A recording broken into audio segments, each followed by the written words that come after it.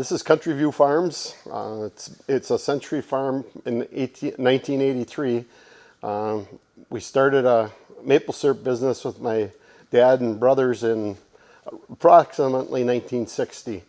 The purpose of the building was to give us more room for our the equipment that we had. We were to the point where our evaporator was filling up our previous building, and we had started adding an RO machine that we had to run in another building and transport. This way everything is in one area. We can dump raw sap in our holding tank, run it through the RO. As it fills the holding tank for the evaporator, we can start the evaporator and everything kind of runs in sync. And the other thing was my wife and my sister-in-law do value-added products. They have a maple caramel corn that they make. That was kind of their start.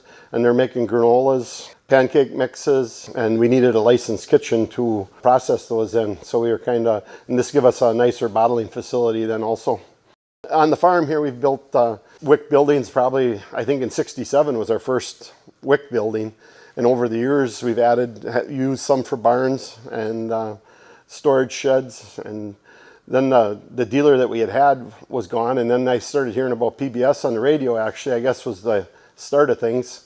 And I called Dale and we got together and everything fell together real well. They come up with some plans for us and we told them what we needed and they worked on it, and then we kind of picked and chose what we wanted.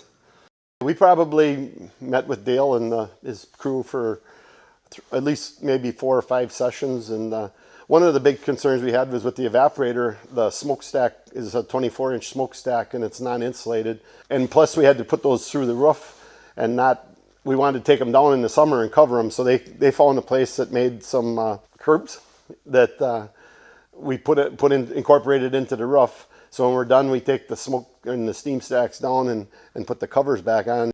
Did a very good job. Pleasant fellows to work with. They knew a little bit about the maple industry from their hometown, and so it was fun working with them.